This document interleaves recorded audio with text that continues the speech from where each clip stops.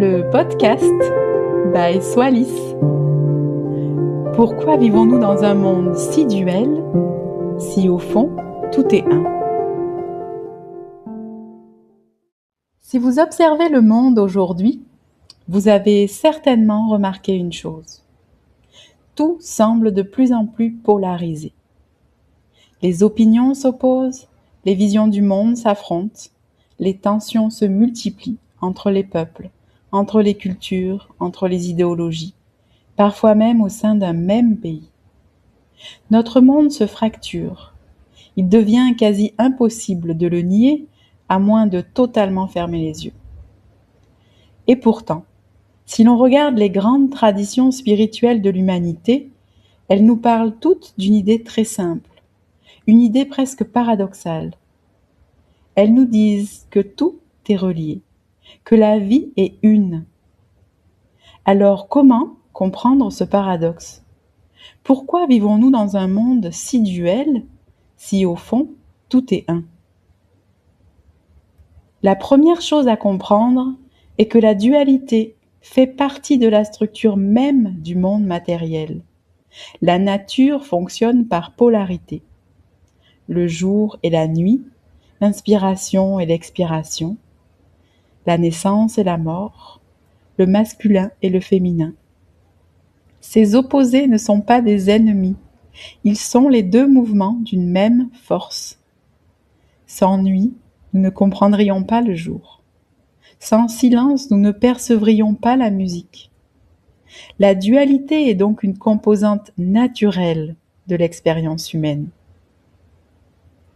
Et pourtant, à un niveau plus profond, quelque chose nous relie tous.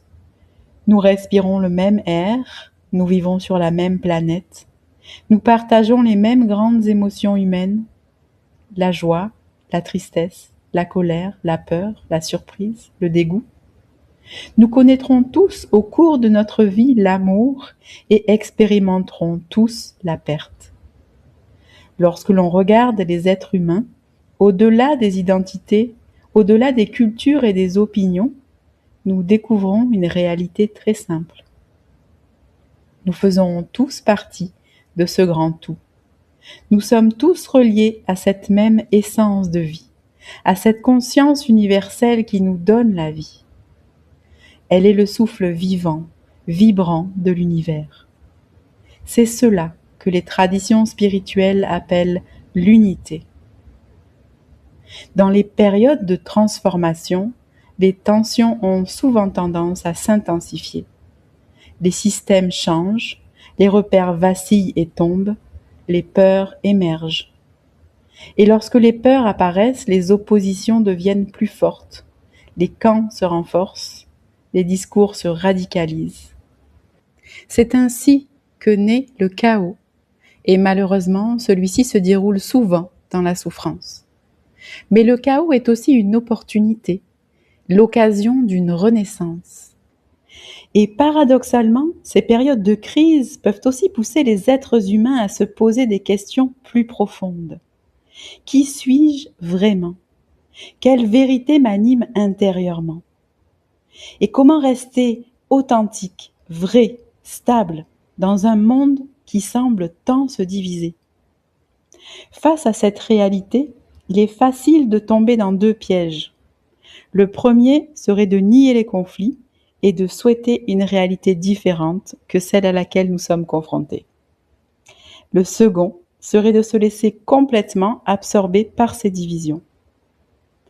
Mais il existe peut-être une troisième voie, une voie plus intérieure.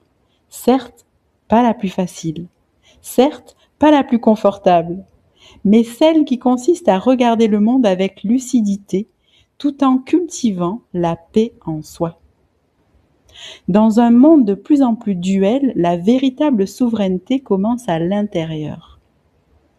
C'est la capacité de rester conscient, de ne pas agir uniquement par réflexe ou par réaction, de garder une forme de présence, de cultiver son propre jardin intérieur. Lorsque nous faisons cela, nous ne supprimons pas la dualité du monde, mais nous cessons de l'alimenter intérieurement. Et parfois, ce simple changement de posture peut déjà transformer beaucoup de choses et peut également transformer notre propre réalité. Le monde matériel est et restera cet espace duel. C'est une partie du jeu de la vie. Mais au cœur de cette dualité existe quelque chose de plus vaste, une dimension où la séparation disparaît. Et peut-être que notre chemin, en tant qu'être humain, consiste aussi à apprendre à vivre dans ce paradoxe, d'autant plus dans la période actuelle. Être dans le monde tout en restant relié à l'unité de la vie. Accepter pleinement cet être humain incarné que nous sommes, tout autant que cette infinie conscience qui nous habite. Réaliser avant tout ce mariage en soi est selon moi l'une des plus grandes révolutions humaines. Alors peut-être, après tant de sang versé, le monde renaîtra à une nouvelle réalité.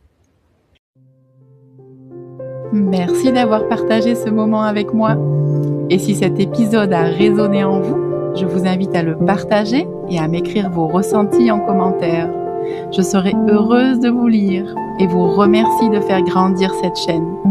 Abonnez-vous pour recevoir les prochaines vidéos. Et si vous souhaitez aller plus loin, je vous invite à écouter les extraits de mon livre « Entre deux mondes, la création » et à le commander si le cœur vous en dit. Le lien se trouve en description de chaque vidéo. À bientôt!